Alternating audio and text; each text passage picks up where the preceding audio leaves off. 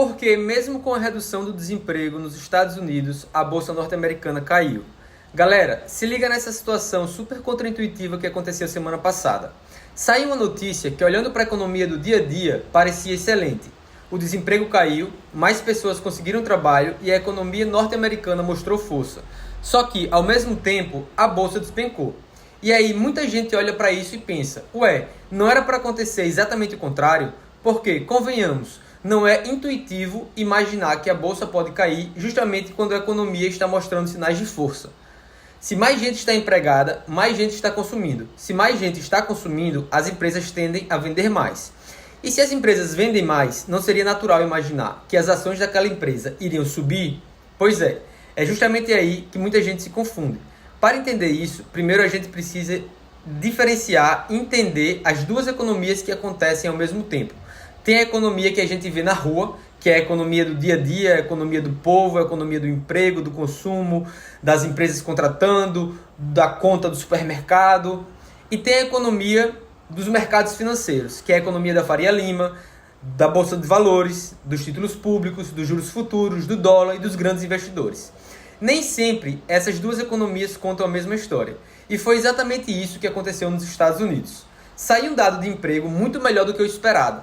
Na economia real, isso é uma ótima notícia. Mais gente empregada significa mais renda, mais consumo e maior atividade econômica. Só que o mercado financeiro olhou para uma consequência diferente desse dado. Se a economia continua aquecida, as pessoas continuam consumindo, as empresas continuam vendendo, isso pode dificultar o trabalho do Banco Central de trazer a inflação para a meta.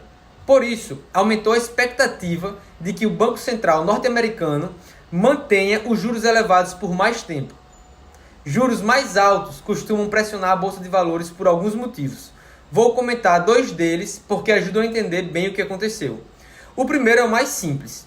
Quando a renda fixa começa a pagar mais, ela fica mais atraente.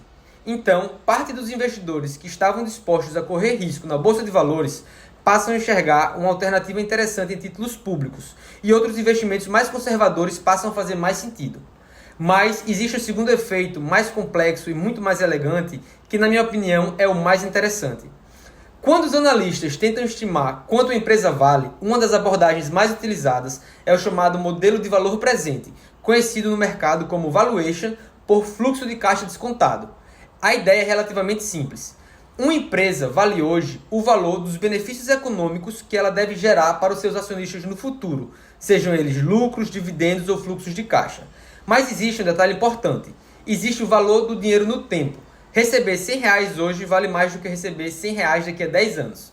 Por isso, os analistas precisam trazer os valores futuros para o presente. Esse processo é chamado de desconto dos fluxos futuros. E para fazer esse desconto, é preciso encontrar uma taxa de desconto. De forma simplificada, essa taxa representa o retorno mínimo que o investidor exige para abrir mão do dinheiro hoje e assumir o risco de investir naquela empresa. Ela considera tanto o retorno disponível em investimentos mais seguros, como títulos públicos, quanto um prêmio adicional pelo risco de investir em ações. E é justamente aqui que os juros entram nessa história. Quando o mercado passa a acreditar que os juros permanecerão elevados por mais tempo, a taxa livre de risco aumenta. Com isso, sobe também a taxa de desconto utilizada nos modelos de valuation.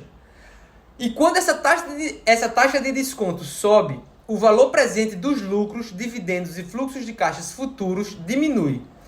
Perceba que a empresa pode continuar exatamente igual. Os lucros projetados tendem a ser os mesmos. As expectativas de crescimento podem continuar as mesmas, mas quando o mercado passou a exigir um retorno maior para investir, aqueles benefícios futuros passam a valer menos no valor presente. Na prática, uma simples mudança na expectativa de juros pode reduzir imediatamente o valor teórico de uma empresa. A empresa não mudou, os lucros projetados não mudaram. O que mudou foi apenas a taxa que o mercado usa para calcular quanto ela vale.